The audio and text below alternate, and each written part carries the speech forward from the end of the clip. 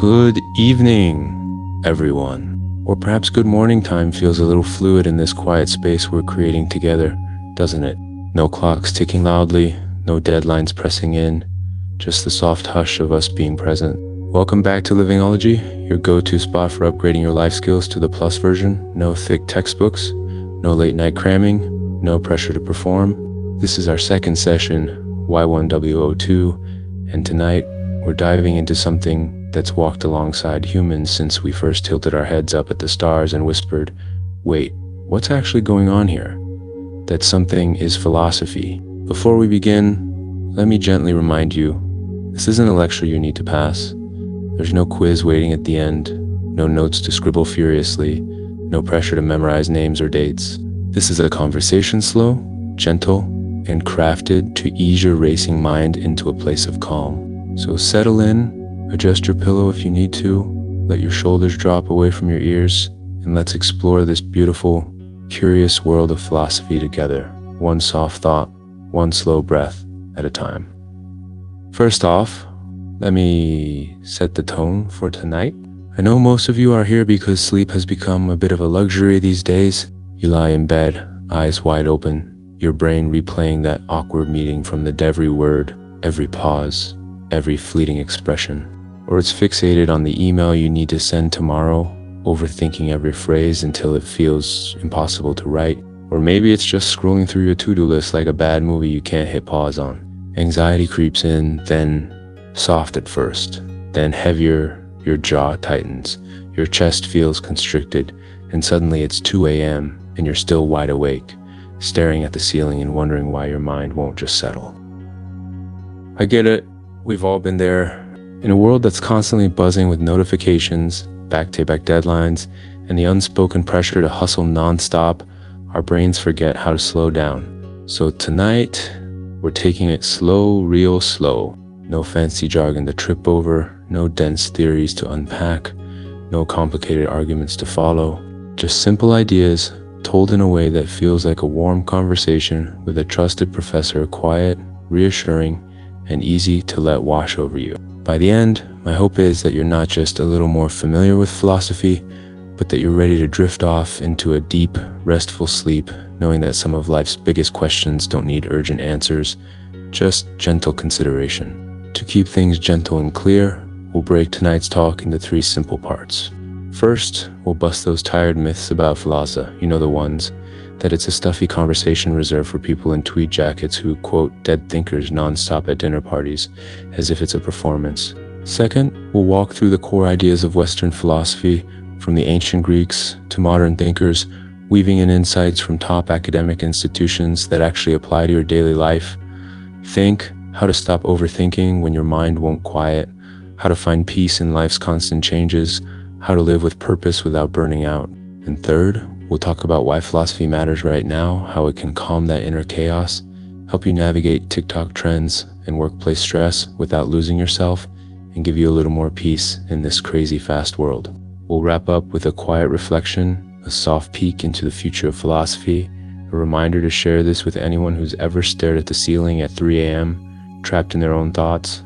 Then we'll ease into that quiet space where sleep waits, patient and warm. Sound good? All right, let's begin slowly, softly, and with an open mind. Let's start with the myths, shall we? I'd bet my favorite mugga-chipped Parisian cafe cup I picked up years ago, its handle worn smooth from use, that when you hear the word philosophy, 2 images pop into your head. Either it's an old professor in a dusty library, surrounded by leather-bound books, muttering sentences so long they could double as a novel, or it's a group of people arguing for hours about whether a tree falling in a forest makes a sound if no one's there to hear it. Spoiler alert, that's not philosophy. That's just people avoiding real conversations or killing time at a dinner party with too much Bordeaux and too little vulnerability. Philosophy isn't about being obtuse or showing off how many big words you know or winning arguments. It's about asking the questions that actually keep you up at night, but in a way that doesn't make you more anxious. Questions that wrap around your mind like a soft blanket, not a tight knot that pulls tighter the more you struggle. And let's be honest, if you tell someone you're into philosophy, you get one of 2 extreme reactions. Either they look at you like you're some kind of intellectual superhero and gush, wow, you're so deep, he could never keep up with you, which is just awkward, like you're speaking a language they can't understand. Or they raise an eyebrow and ask, what's the point? Does it pay the rent? Can it fix my Wi-Fi? Will it make my coffee taste better? Fair questions, I'll admit. In a world that's obsessed with productivity and instant gratification, where we measure success by how many tasks we check off, how many likes we get on a post, how quickly we can fix problems, something that doesn't have a clear, tangible use can feel like a waste of time. But here's the thing, philosophy isn't about being deep or checking an intellectual box. It's about answering the questions that no TikTok, hack, or self-help podcast can solve with a 60-second tip. It's about the quiet, lingering questions that shape how you live, how you love, and how you sleep at night, the ones that don't have quick fixes, but deserve gentle attention. Philosophy, at its core, is just 3 big questions wrapped in a little bit of curiosity. What does it mean to live a good life? How do we make sense of this messy, unpredictable world? One that's full of joy and loss, success and disappointment, certainty and chaos. And when we're stuck between a rock and a hard place, how do we choose what's right for us, for the people we love, for the world around us? These aren't abstract questions. They're the ones you face every single day, whether you realize it or not.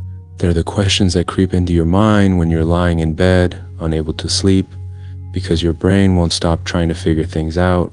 Think about it. When you're debating whether to quit your stable 9-to-5 to chase a dream that feels risky, you're grappling with the first question. What does a good life look like for me? Is it security or passion, stability or growth? When you spend weeks on a project only to have your boss shoot it down in 2 seconds, and you think, why bother trying if it never works out? You're wrestling with the second question, how do I find meaning in a world that feels unfair or unappreciative? When your family pressures you to settle down and get married, but you're not ready, or your friend asks you to lie for them, and you don't know what to do, you're staring down the third question, how do I honor my own values without hurting the people I care about? Even that split second when you're scrolling through Instagram, seeing someone's perfect vacation or promotion, and feeling that twinge of envy, that's philosophy to it's the battle between your own values and the ones society shoves down your throat, the ones that make you think you're not enough if you're not living a certain way. The word philosophy comes from Greek, but don't worry, I'm not going to make you conjugate verbs or memorize origins. It literally means love of wisdom, not possession of wisdom. That's a key difference. It's not about knowing all the answers. It's about being curious enough to keep asking the questions.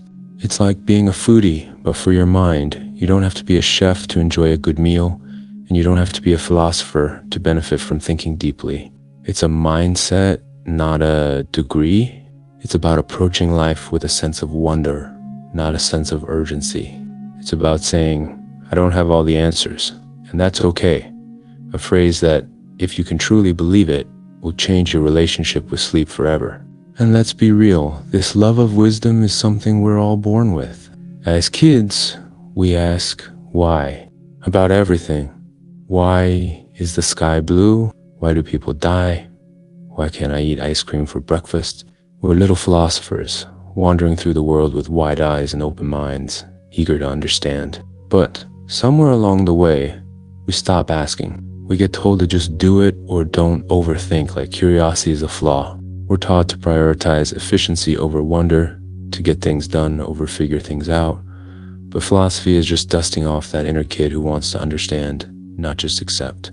It's about reconnecting with that sense of curiosity that doesn't demand answers, just exploration. And that's a beautiful thing for a busy mind to experience before bed. Now, let's talk about that big myth. Philosophy is useless.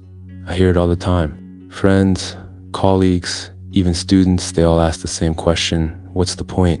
But here's the truth, philosophy is the ultimate life hack, just not the kind that gives you a quick win. It doesn't fix your Wi-Fi, but it helps you stay calm when your Wi-Fi goes out and you have a deadline, so you don't spiral into a panic that keeps you up all night. It doesn't pay the rent, but it helps you decide if the job that pays the rent is actually worth sacrificing your happiness for, so you don't lie awake resenting the life you're living.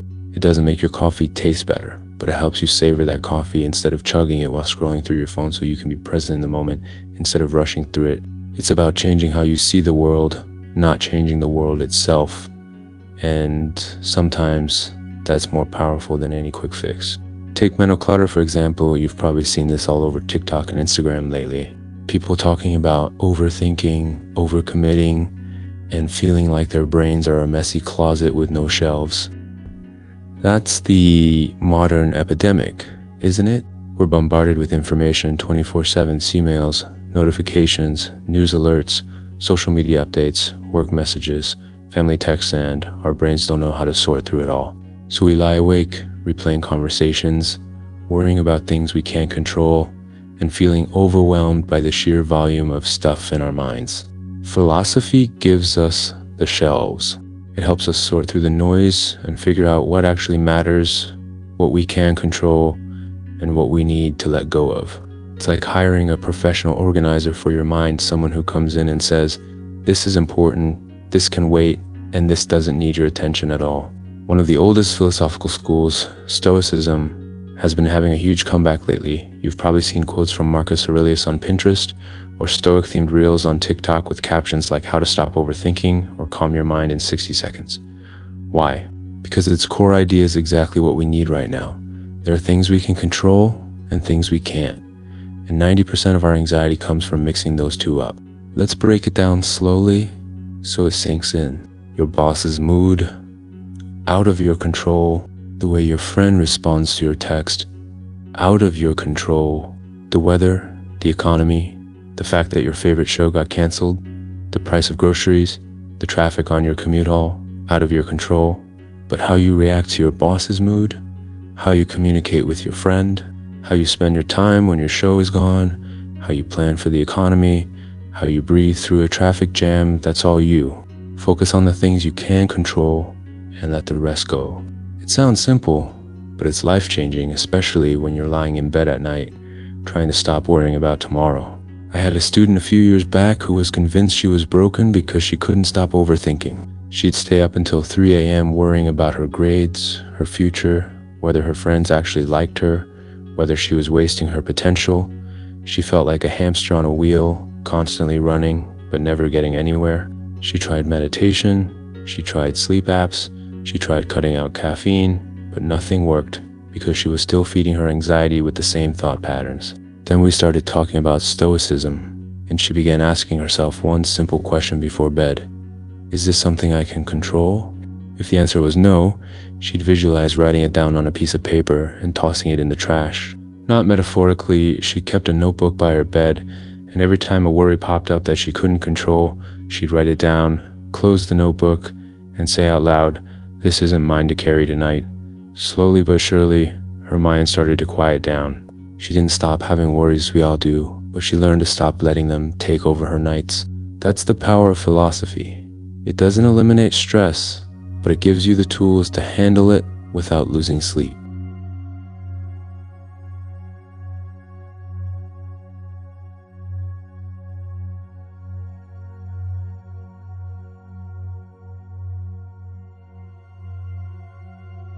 Alright, now that we've busted the myths and touched on how philosophy eases our late-night anxieties, let's dive into the good stuff, some core philosophical ideas, told like old stories, not textbook chapters.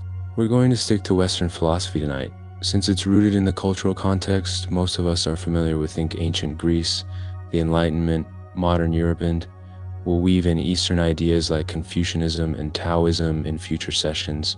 We'll start with the ancient Greeks. They're the ones who kicked off this whole love of wisdom party and work our way up to modern thinkers who've shaped how we see the world today. Again, no pressure to remember names or dates, just let the ideas sink in. Think of them as little tools you can tuck away in your mind to pull out when you're lying in bed and your brain won't stop racing. First stop, ancient Greece, around 600 BCE before the Greeks. People explained the world with myth thunder, with Zeus throwing a tantrum. Earthquakes were Poseidon slamming his trident on the ocean floor, and if you had a bad harvest, you must have angered Demeter, the goddess of agriculture. It was a world where every natural event had a divine explanation, and uncertainty was answered with faith or fear. But a group of thinkers, let's call them the original curious cats in the city of Miletus on the coast of modern-day Turkey, decided they wanted a better explanation. They didn't want to blame the gods.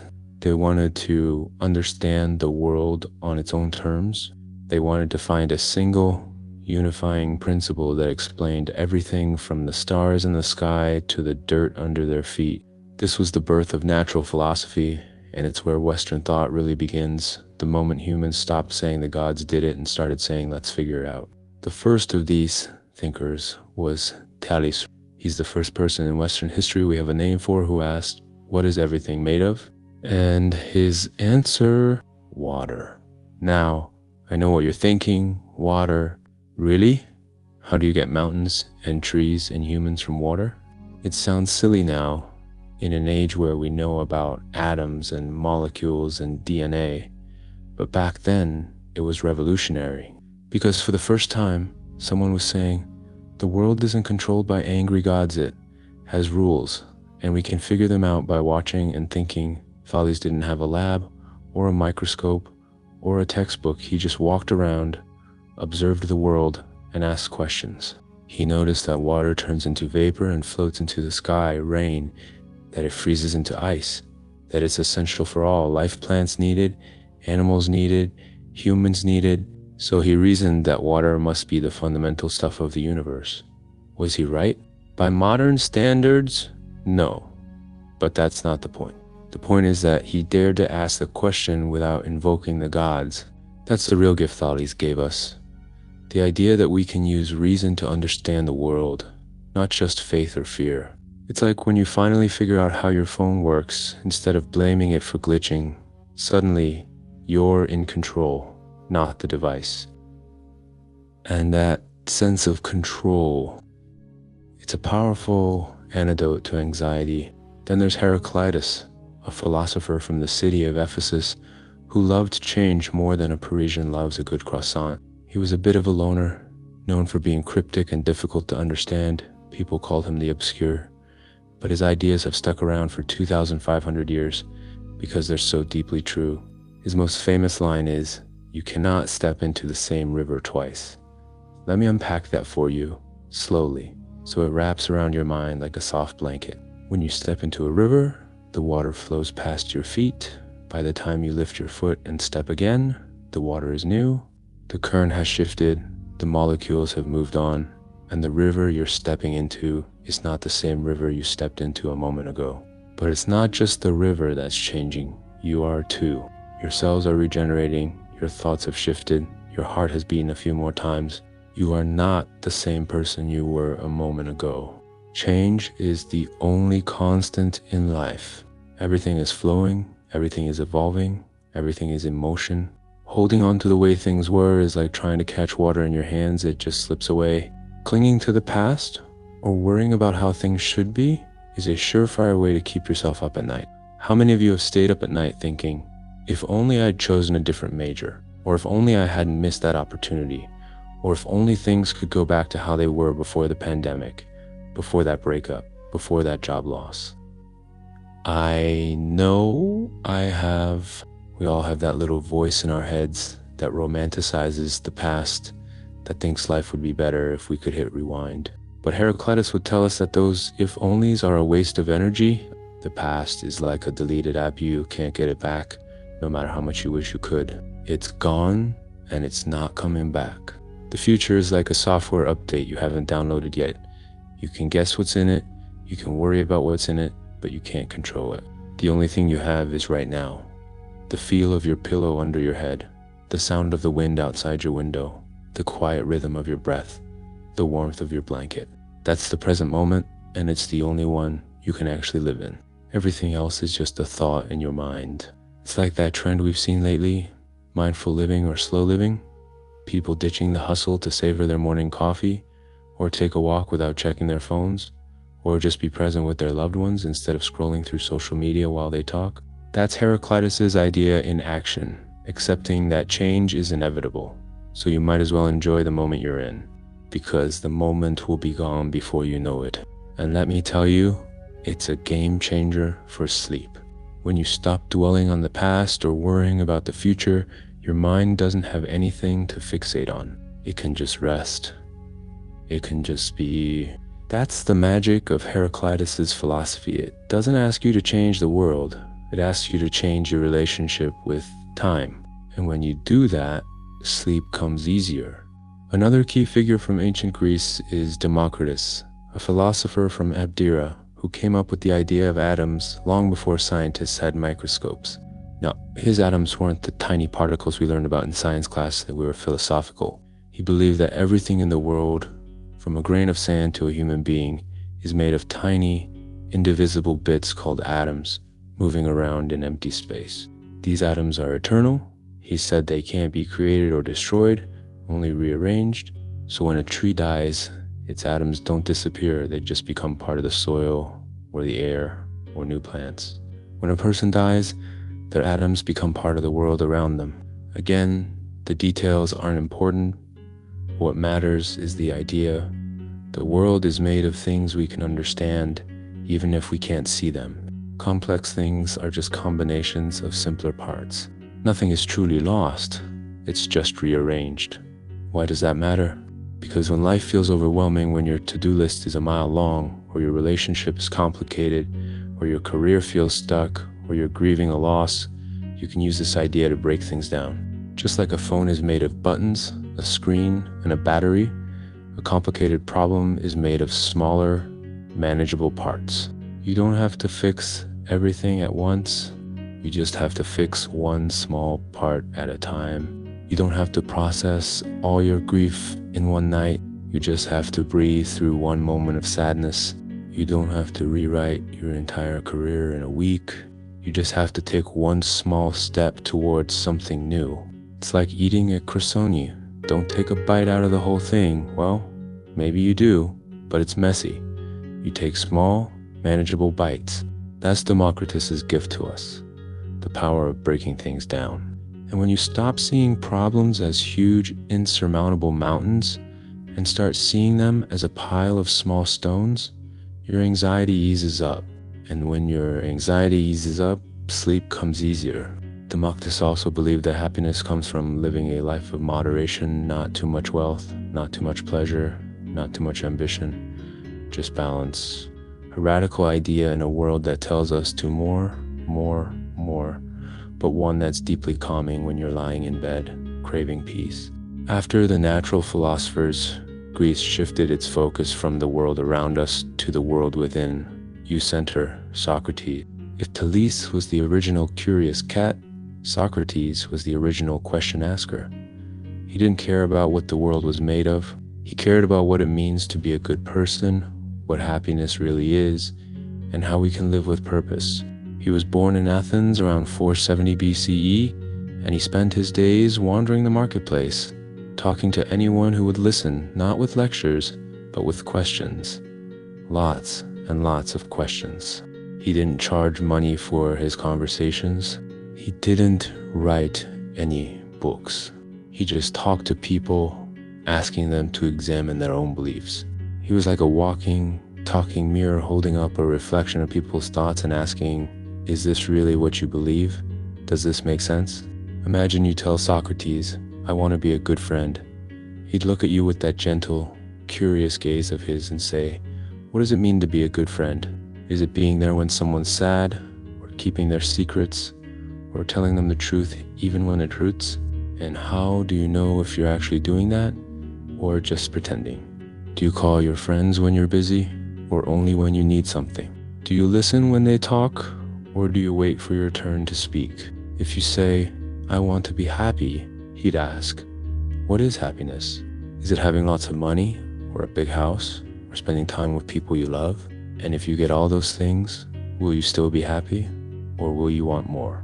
What if you lose those things? Will you still be happy then? He'd keep asking, gently but persistently, until you were forced to confront the vague ideas you've been carrying around. He didn't give answers, he gave clarity. This is called the Socratic method, and it's still used in top universities around the world, not because it's fancy, but because it works. It forces you to stop accepting vague ideas and start thinking clearly about what you actually believe. And let's be honest, most of our anxiety comes from vague ideas. I'm not good enough, I'm failing at life, everyone else has it together. These are just thoughts, they're not facts. When you ask yourself Socratic questions, you start to realize that those vague fears don't hold up. What does good enough even mean to me? Who gets to decide that?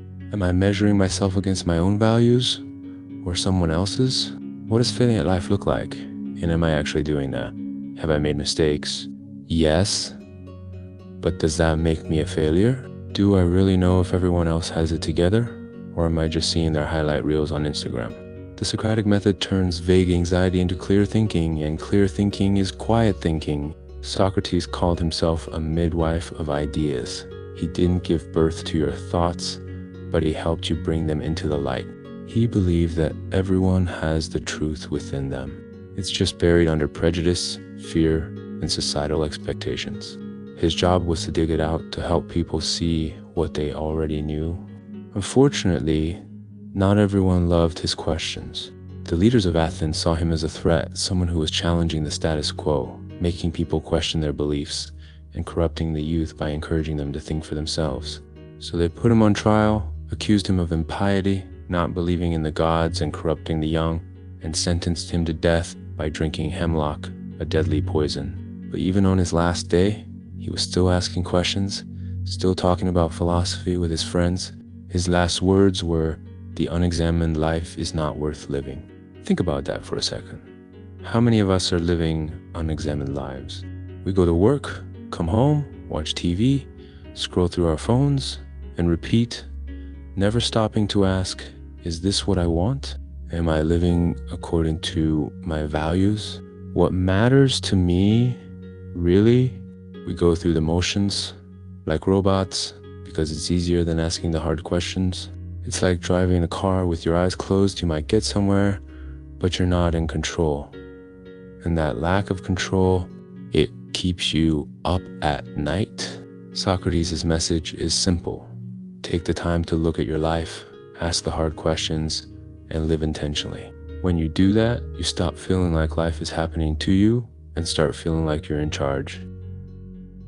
And that sense of control, it's a powerful sleep aid. You don't have to have all the answers, just the courage to ask the questions. That's enough. Socrates' student, Plato, took his teacher's ideas and built an entire philosophy around them. Plato was born into a wealthy Athenian family, and he could have had a career in politics. But after Socrates' death, he became disillusioned with Athenian democracy and devoted his life to philosophy. He founded the Academy, the first institution of higher learning in the Western world. Think the ancient Greek version of Harvard or Oxford, where he taught for 40 years. Plato's big idea is called the theory of forms, and it's one of the most influential ideas in Western philosophy. He believed that the world we see around us, the chairs, the trees, the people, the cars, the coffee cups, is just a shadow of a perfect, eternal world of forms. For example, when you see a chair, it's never perfect. It might be wobbly, or too small, or uncomfortable, or it might break over time. But in the world of forms, there's a perfect chair and idea of what a chair should be. It's eternal, unchanging, and perfect. All the chairs we see in the physical world are just imperfect copies of that perfect form. Now, this might sound a little abstract, but let's make it practical. Think about the idea of a good job. We all have a perfect idea of what a good job looks like. Maybe it's fulfilling, pays well, has a great team, lets you use your talents, and gives you work-life balance. But every job we actually have is a shadow of that perfect idea. Some pay well but are boring, some are fulfilling but don't pay enough, some have great teams but terrible hours, some let you use your talents but don't challenge you. Plato would say that's okay. We're always striving toward that perfect form, even if we never reach it. The goal isn't to find a perfect job or a perfect relationship or a perfect life. It's to keep striving toward what matters to us. It's about the journey, not the destination. And that's a huge relief, isn't it? So many of us stay up at night worrying that we haven't found the one job or the one person or the one life. But Plato would tell us that perfection is an idea, not a thing. It's something to reach for, not something to find. This is a great antidote to that grind culture we've all been bombarded with lately. The idea that you have to be perfect, that you have to hustle 24/7 to be successful, that if you're not winning at life, you're failing. Plato would tell us that perfection is an idea, not a destination. What matters is that you're moving in the right direction, that you're striving to live according to your values, that you're trying to be a little better today than you were yesterday. So if you're not where you want to be in your career or your relationship or your life, cut yourself some slack. You're just a shadow reaching toward the light, and that's more than enough. You don't have to be perfect to be worthy of happiness or peace or a good night's sleep. You just have to be trying. That's the beauty of Plato's philosophy. It takes the pressure off. It lets you breathe, and when you can breathe, you can sleep. Plato's student, Aristotle, was a bit of a rebel. He disagreed with his teacher's theory of forms. Aristotle believed that perfection isn't in some distant world of ideas. It's right here, in the world around us. We don't need to reach for a perfect form. We need to look at the world, observe it, and learn from it. He was a scientist as much as a philosopher. He studied plants, animals, stars, politics, ethics, and everything in between. He's the one who said, "We are what we repeatedly do." Excellence, then, is not an act, but a habit. In other words, you don't become a good person by doing one good thing. You become a good person by doing good things consistently. You don't become happy by having one great day. You become happy by building a life of small, consistent joys. Aristotle wrote a book called the Nicomachean Ethics, which is still required reading in philosophy classes around the world. In it, he talks about happiness, not the fleeting kind you get from buying a new shirt, or eating a great meal, or getting a lot of likes on a post, but the deep, lasting kind he called eudaimonia. Eudaimonia is often translated as happiness, but it's more than that. It's flourishing. It's living a life of virtue, of excellence, of using your talents to the fullest. It's about being the best version of yourself, not for anyone else, but for you. It's about living in alignment with your purpose, your values, and your nature. Let's break that down. Aristotle believed that happiness comes from doing good things consistently. It's not about one big achievement. It's about small, daily acts of kindness, courage, and wisdom. It's about being honest when it's hard, being patient when things go wrong, being generous with your time and your heart, being loyal to the people you care about. It's about showing up even when you don't feel like it. It's like tending a garden. You don't get flowers overnight. You have to water it every day, pull the weeds, give it sunlight, and let it grow. Happiness is the same way. It's a habit, not a goal. You build it one small choice at a time. This is perfect for anyone who's ever felt like happiness is something they're chasing. You chase a promotion, then a bigger house, then a better relationship, then a fancy vacation, and still feel empty. Aristotle would tell you that you're chasing the wrong thing. Happiness isn't something you find, it's something you build, one small habit at a time. It's the habit of drinking a cup of coffee slowly instead of chugging it. It's the habit of calling a friend just to say hello instead of only reaching out when you need something. It's the habit of being kind to yourself when you make a mistake instead of beating yourself up. It's the habit of being present in the moment instead of worrying about the future. And when you stop chasing and start building, you stop feeling like you're missing something and start feeling grateful for what you have. Gratitude, as we all know, is one of the best ways to calm your mind before bed. When you're grateful, you're not anxious. When you're not anxious, you sleep. After the Greeks, philosophy took a detour through the Middle Ages, where it was mostly tied to religion. Think arguments about the existence of God, how faith and reason fit together, and what it means to live a pious life. Thinkers like Thomas Aquinas tried to reconcile ancient Greek philosophy, especially Aristotle, with Christian theology, creating a system of thought that dominated Europe for centuries. It's interesting stuff, and we'll touch on it in future sessions, but we're going to skip ahead to the Enlightenment, roughly the 17th and 18th centuries, when philosophy got back to asking big questions about humans and the world, and when reason and science became the driving forces of thought. This is when we meet René Descartes, the father of modern philosophy, and the guy who gave us the famous line, "I think, therefore I am." Descartes lived during a time of great change. Science was challenging old ideas, explorers were discovering new worlds, and the Protestant Reformation was shaking up religion. It was a time of uncertainty, and Descartes hated uncertainty. So he decided to question everything, literally everything.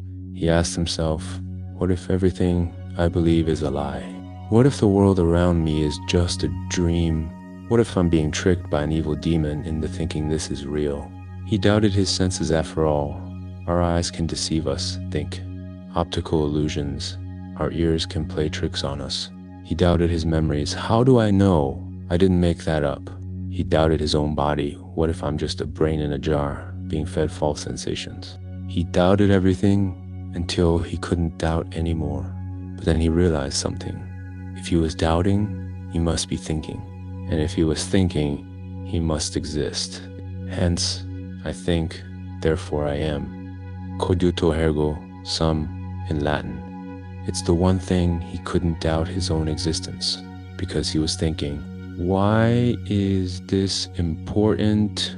Because it shifted the focus of philosophy from the world around us to the self. For the first time, someone was saying, my ability to think is what makes me real. My thoughts, my beliefs, my consciousness, those are the foundation of who I am. Before Descartes, philosophy was mostly about the world, the gods, and society. After Descartes, it was about the individual, the self. This is the root of that self-care and self-awareness trend we've seen lately. We're all trying to connect with our true selves, to figure out who we are beyond our jobs, our relationships, and our social media personas. We're trying to answer that question, who am I, really? Descartes' idea is that your true self is in your thoughts, in your ability to reason, in your unique perspective on the world. It's not in what you do, or what you have, or what others think of you. It's in how you think. In a world where we're constantly being told who to be by social media, by our families, by society, by influencers who tell us what to wear, what to eat, what to buy, what to believe, Descartes' message is empowering. You are defined by your thoughts, not by what others think of you. So if you're lying in bed at night, worrying about what someone said about you, or whether you're living up to someone else's standards, remember this. Your thoughts, your values, your beliefs, those are what make you you. The rest is just noise. The opinions of others are just thoughts in their minds, not facts about you. You don't have to carry them with you. You don't have to let them keep you up at night. Descartes' philosophy is a reminder that you are in control of your own mind, and that's the most powerful control you can have. Descartes' ideas split philosophy into two camps. Rationalists, who believe the reason is the only way to know the world, think. Descartes, Leibniz, Spinoza, and empiricists, who believed we learn through experience, think. Locke, Berkeley, Hume. Rationalists said we have innate ideas we're born with that help us understand the world. Empiricists said the mind is a blank slate, tabula rasa, in Latin at birth, and we learn everything through our senses. This debate went on for centuries, until Immanuel Kant, a German philosopher, came along in the 18th century and said, hey, maybe you're both right. Kant's big idea is that we don't just see the world, we actively shape it with our minds. Our brains have built-in filters that help us make sense of the chaos around us. For example, we automatically see the world in space and time. We can't imagine something that doesn't exist in space or time. We automatically look for cause and effect. When something happens, we want to know why. These filters aren't learned. They're part of how our minds work. So reason and experience both matter. Experience gives us the raw material, and our minds shape that material into meaning. What does this mean for you? It means that everyone sees the world differently. The same event can mean something completely different to two people because their filters are different.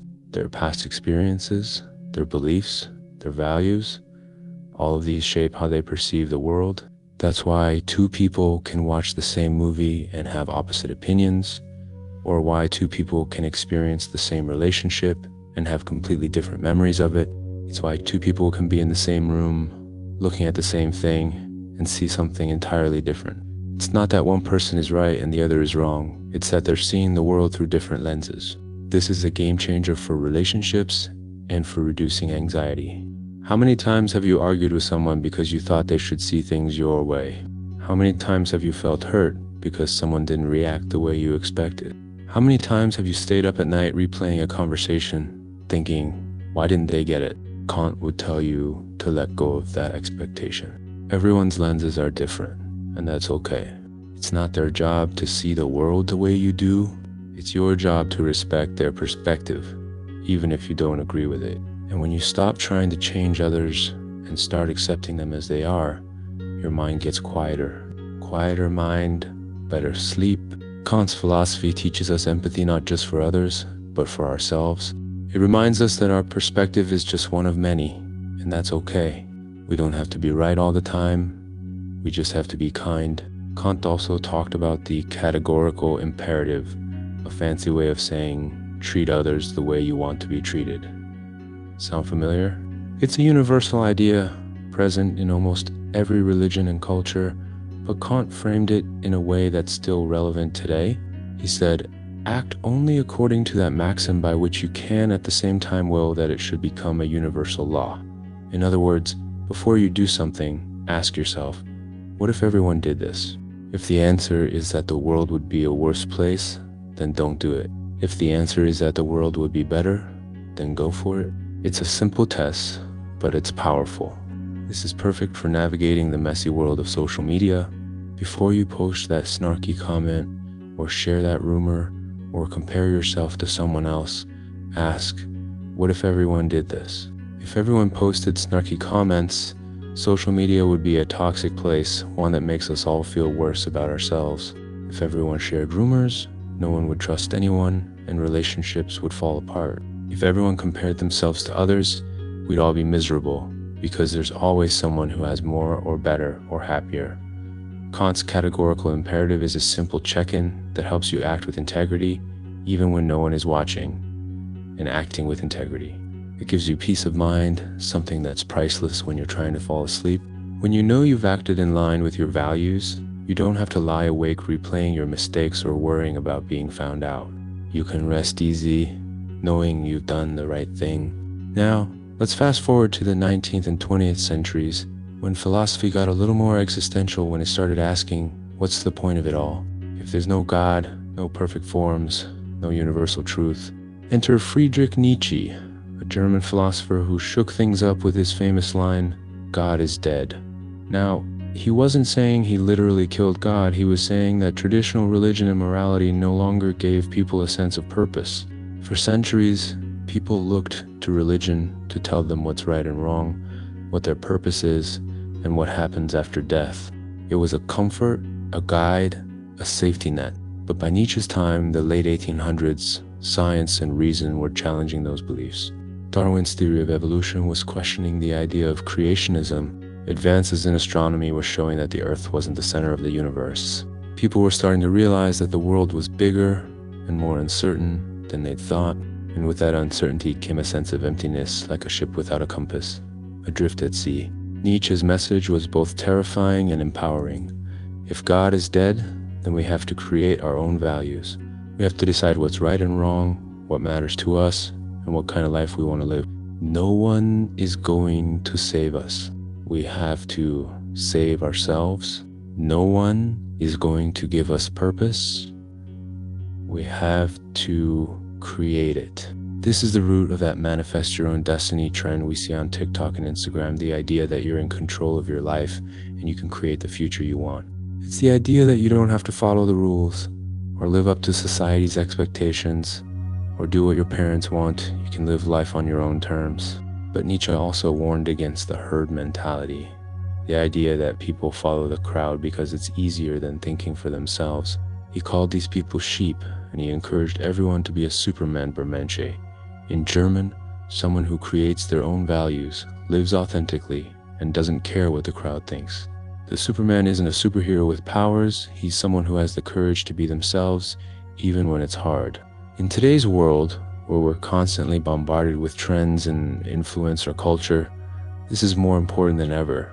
It's easy to get swept up in what everyone else is doing, buying the same clothes, going to the same places, chasing the same goals, posting the same kind of content because it's safe, it's familiar, it's what everyone else is doing. But Nietzsche would tell us to stop. Be authentic, be yourself, create a life that matters to you, not to anyone else. Because the only life worth living is the one you create for yourself. This is a powerful idea for anyone who's ever felt stuck in a life that doesn't feel like their own, stuck in a job they hate, a relationship that's draining, a routine that's soul-sucking. Nietzsche would tell you to burn it all down and start over. Not literally, of course, but metaphorically. Let go of the values that aren't yours, the expectations that don't serve you, the life that someone else wants for you, and create something new. It's scary, yes, but it's also freeing. And when you're living authentically, when you're being true to yourself, you don't have to lie awake worrying about what if or what others think. You can sleep knowing you're living the life you chose. Then there's Jean-Paul Sartre, a French existentialist philosopher, who said, "Existence precedes essence." What does that mean? It means that we don't have a predetermined essence, a set of traits, or a purpose that's given to us at birth. We first exist, we're born, we live, we make choices, and then we create our essence through those choices. You're not born a good person or a bad person. You become a good person or a bad person through the choices you make every day. You're not born with a purpose. You create your purpose through what you do, who you love, and what you value. There's no God, no universe, no higher power assigning you a role. You get to write your own story. This is such a powerful idea for anyone who's ever felt lost or stuck. If you're in your 20s or 30s and you don't know what you want to do with your life, Sartre would tell you that's okay. You're not supposed to have it all figured out. Your purpose isn't waiting for you somewhere, it's something you build, one choice at a time. This is why so many young people are taking gap years, changing careers, moving across the country, or leaving traditional paths behind. They're creating their own essence, not following the one society expects of them. Sartre also said that with freedom comes responsibility. If you're the one creating your life, then you're also responsible for it. You can't blame your parents, your circumstances, your upbringing, or society for where you are. You have to take ownership of your choices. This might sound scary, but it's actually freeing. When you stop blaming others and start taking responsibility, you stop feeling like a victim and start feeling like a creator. And that sense of freedom, it calms your mind and helps you sleep better. Another existentialist, Martin Heidegger, talked about bientôt or death. It sounds morbid, I know, but hear me out. Heidegger said that the only way to live authentically is to accept that we're going to die. Death is inevitable. It's the one thing we all have in common. And when we deny that, when we pretend we're going to live forever, we waste our time on things that don't matter, petty arguments, mindless scrolling, chasing goals that don't align with our values, worrying about things that won't matter in the end. But when we accept that our time on earth is limited, we start focusing on what's truly important, spending time with loved ones, pursuing our passions, living in the moment, being kind, being happy. How many of us put off the things we love because we think we'll have time later? We'll travel later, we'll tell our loved ones we care later, we'll pursue our dreams later, we'll start living authentically later. But Heidegger would tell us that later isn't guaranteed. The only guaranteed thing is now. So stop putting things off. Live like your time matters, because it does. Live like every moment is precious, because it is. And when you start living in the moment, you stop worrying about the future and regretting the past. You just live in. That's the best way to quiet your mind before bed. When you're fully present, there's no room for anxiety. There's just now. All right. We've covered a lot of ground tonight, from Calise and his water theory to Heidegger and accepting death, from Stoicism to existentialism, from ancient Greece to modern Europe. Let's take a breath, a slow, deep breath in and out. Let's let those ideas settle like leaves floating on water. We don't have to hold on to all of them, just the ones that resonate. Now, let's talk about why all of this matters right now. How does philosophy help us navigate the world today? With all its chaos and noise, its AI and social media, its stress and uncertainty, how does it help us sleep at night? First, philosophy helps us deal with technology. We're living in an age of AI, social media, and constant connectivity. We have ChatGPT writing our emails, TikTok telling us what to wear, Instagram showing us what a perfect life looks like, and algorithms deciding what news we see, what music we listen to, and who we interact with. It's easy to feel like we're being controlled by technology, or like we're losing our humanity, or like we're just another data point in a big system. But philosophy can help us reclaim control. For example, when AI starts taking over jobs, existentialism tells us that our value isn't tied to our work. We can create value through our relationships, our passions, our kindness, our creativity. Our worth isn't what we do for a living. It's who we are.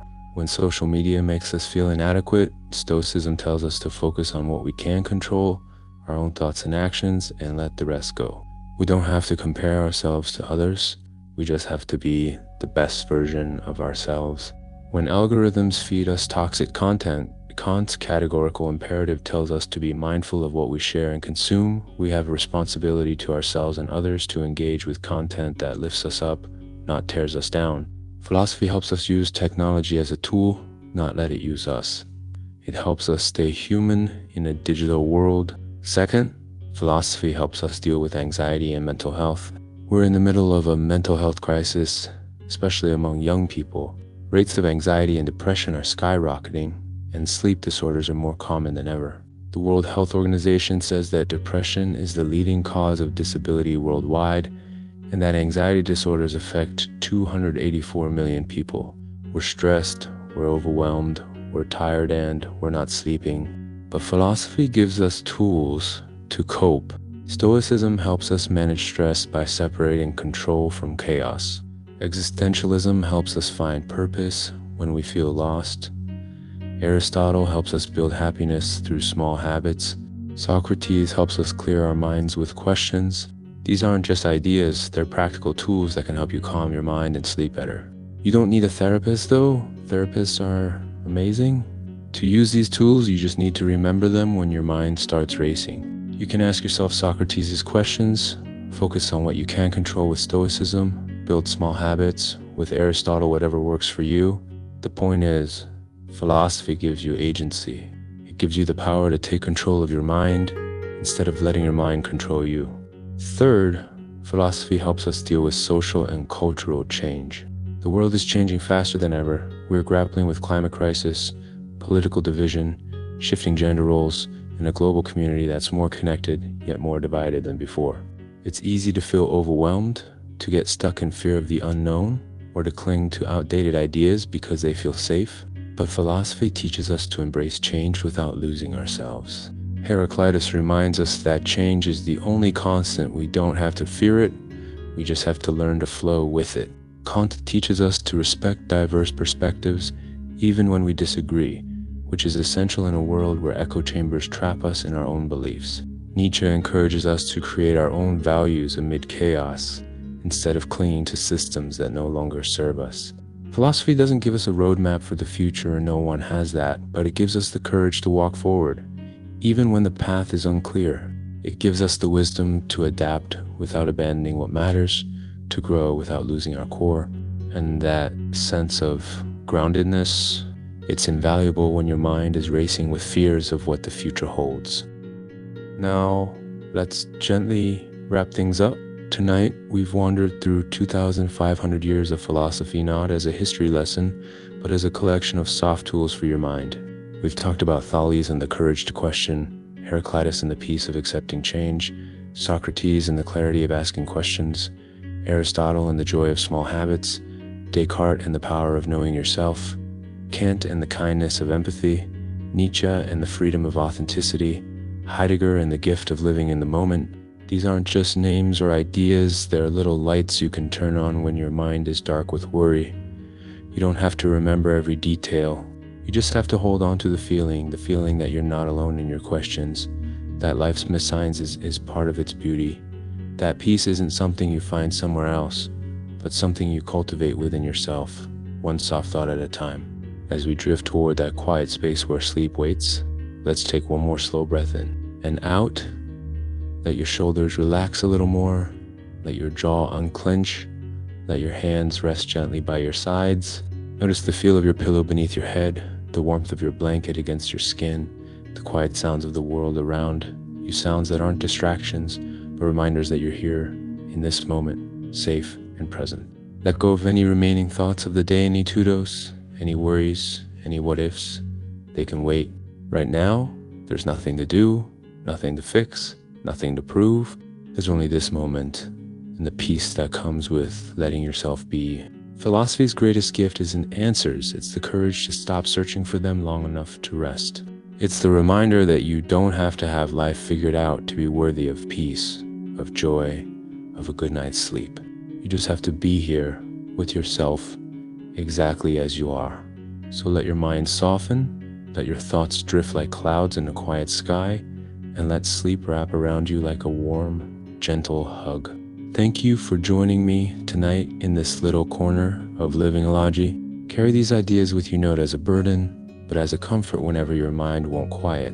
And remember, the love of wisdom is just the love of being gentle with yourself in all the messiness and magic of life.